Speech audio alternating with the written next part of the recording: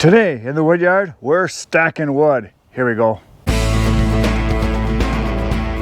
Hello, fellow firewood fanatics. My name is Chris, in case you were here for the first time. If you've been here before, thanks for coming back. I appreciate it, I really do. So today, I've got this little bit of maple that's been sitting here for weeks.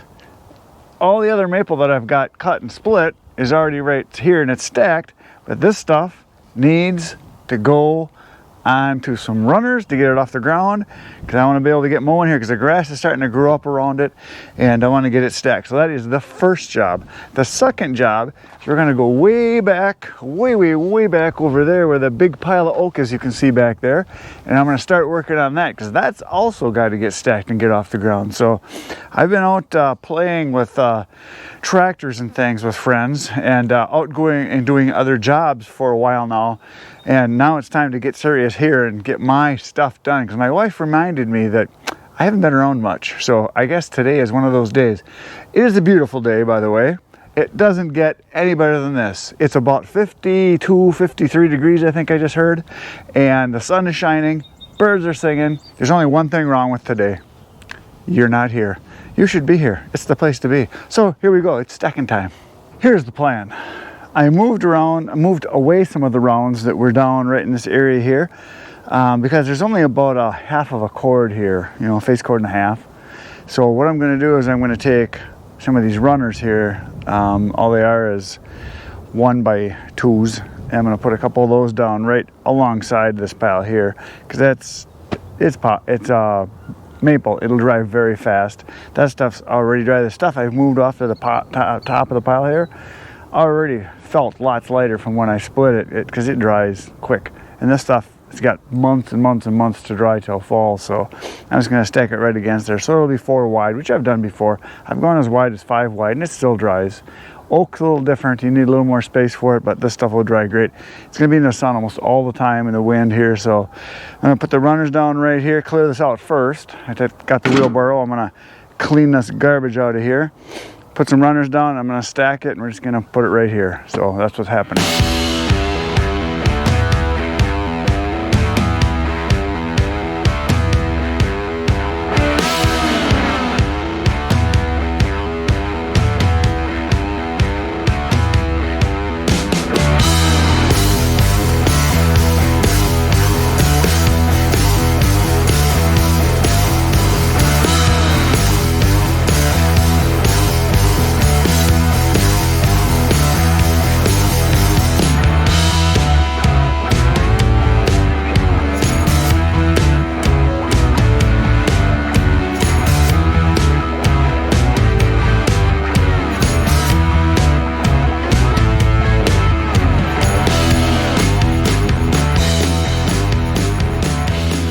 There it is, another pile stacked.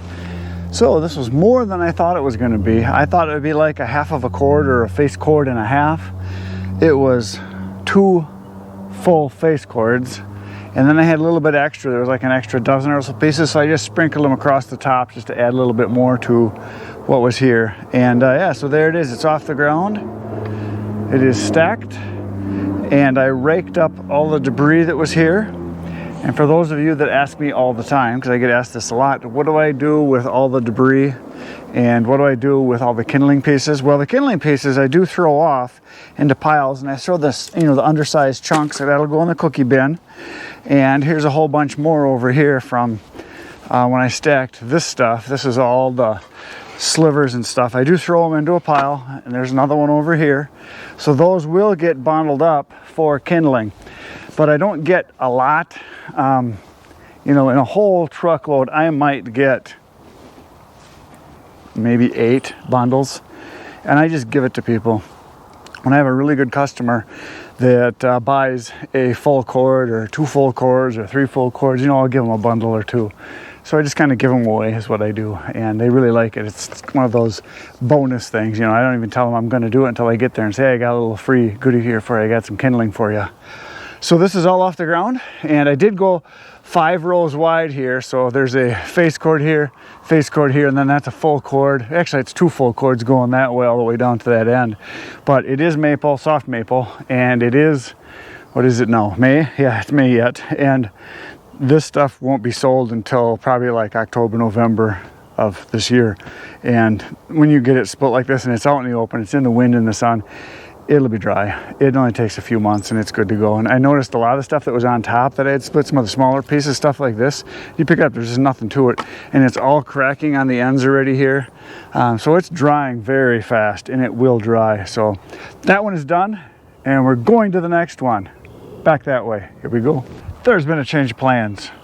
On my way back to go back to that oak back there to work on it, I realized I never cleaned this up yet from when I got this free wood here that was split and I just kind of threw in a pile. I do have the pallets already in place, so all I got to do is fill it in. So I'm going to stack all this first, clean up the debris here, and then we're going to take the wheelbarrow and go dump it, and then we're going back to the oak. So we're going to do this one first.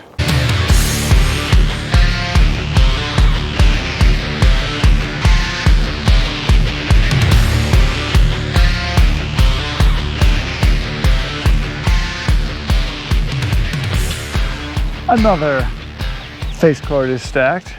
It's not quite high enough for a face cord, but I put a little bit over here, but that's probably much a face cord right there. So what I'll do now is after I cut and split this stuff, I'll start stacking on this end and just work my way this direction because all this wood needs to go right in here. So I picked up all of the kindling that was over there. I had a pile there, and a pile over there. I picked it all up, and that's how much I got from a half a truckload of wood that I cut with this half a truckload of maple here. So I'm just going to take it over and I'll set it onto a pallet because it needs to get bundled up somehow. But that's going to end up being, I don't know, 4 or 5 bundles because I make them pretty big. So like I said, a whole pile I'll get, you know, maybe 10, 12, something like that, and I just give it away. So I'm going to go take care of this, and then we're going to head back finally to the oak over that way.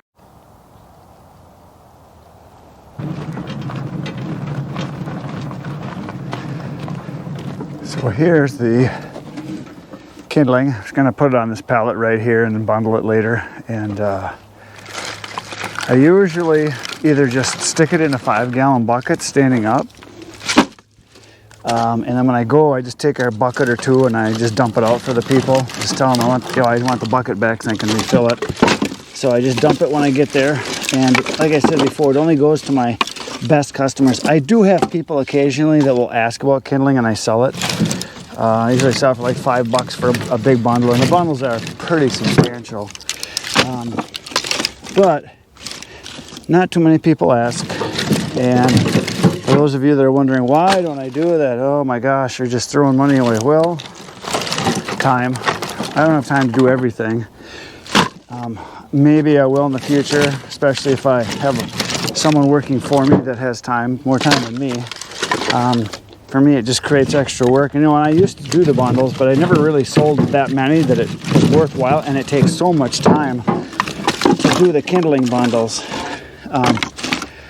Obviously, there's people that do it and do it well. I'm just not really set up for it. My business model is more of a, more of a bulk supply. Because my minimum I'll sell is a single face cord or a third of a cord. But my average customer buys 2 or 3 face cords, so almost a full cord is average. And that's kind of what I want to do, because I want to be able to throw it in the trailer from a measured pile that I know how much is there, so I just chuck it in the trailer, take it, dump it, drive away. That's kind of what I want to do because I don't have enough time to do all the other things. I mean, someday maybe I'll do, I do offer stacking occasionally, but I charge quite a bit for it because I don't want to do it, because it takes lots of time. So I kind of look at, what's my most profitable thing, and that is selling wood in bulk. Well, not bulk as in like semi-loads, but bulk as far as consumers, instead of doing the bundle wood, which someday I might get into. It's a possibility. So we're gonna go over here and do some work over in this oak right now, right over this way. Here is the next project. So this is a complete truckload from here over to there. Actually, I'm thinking this might be 2 truckloads, come to think of it. Yeah, I had 2 truckloads put here, so this is 2 truckloads through. It goes all the way down over that way. And I am going to start stacking back in this corner. And a lot of it is dry already. This was from barkless oak. So all this is oak here, which means it was dead standing trees and it was cut. So the smaller pieces, the tops of the trees, were pretty dry. A lot of it was dry when I split it, or 50% dry. You could tell in the middle, just part of it was wet. And so this stuff's going to dry really fast. And this has already been sitting here for months, like, I don't know, 4 or 5 months already now. 6 months. This was last winter. At the beginning of winter, I did this. So what I'm going to do is start right here. And this is a very low area here, so water does run this direction. So I know that's going to be wet in there, which is one of the reasons I have to get it off the ground. Now, some people think, oh, you don't need to stack your wood. Well, no, you don't. If you've got big, huge peaked mountains like Skidder Kev has at the place that the yard he runs up north there in Canada, and he does a great job by having those big high peaks that they make with their processor. They have a Bell's processor, and I don't know, they're like 25, 30 feet high. So the water can flow down off the edges, which works great. And I believe they're on a gravel bed, if I remember right. So their stuff works great that way. But I'm being smaller here. I don't have the big, huge processor yet. Someday maybe. And I'm gonna take the stuff that I've got here on the top, I'm gonna put it down to the bottom because I know that's already, a lot of it's dry and ready to burn. I took a piece the other day and I tested it and it was already down to like 18%, some of the stuff on the top, because it was partially dry. But I'm gonna put pallets down, get it off the ground, because this is very wet in here. And I know last year I had a big pile here, and when I got down to the bottom foot, maybe 2 feet, it was pretty wet, and the very bottom was already getting kind of moldy and stuff. So I tried to put the top stuff on the bottom stuff on the top. And this was last year. This was solid wood from right here all the way through over there and all the way out to here. So there was a lot of wood in here. So same thing this year. I got to get it off the ground so that it continues drying. The other reason I have to stack it is I need to know how much I have, so when I go to deliver, I can just throw in a cord of wood, or I can throw in a face cord of wood, or whatever people want. Which is nice. I don't have to measure it to deliver it, which is what I've been doing for a lot of the wood that you see over there. Those are all measured piles over there. Then I also have that whole pile there too, and that's a truckload. It has to get stacked. So I got work to do. So here we go.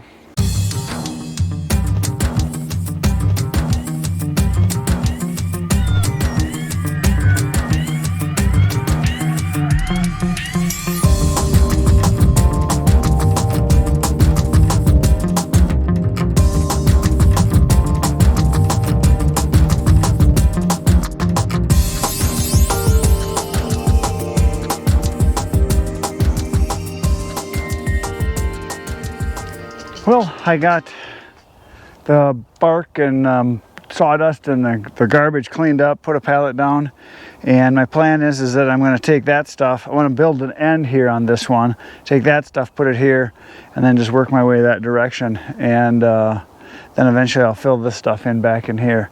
But I got a phone call. It's something I got to go take care of, so that is it for my projects today. That's all I'm gonna have time for, so I gotta go. So that's it for today, folks. Thanks for being here.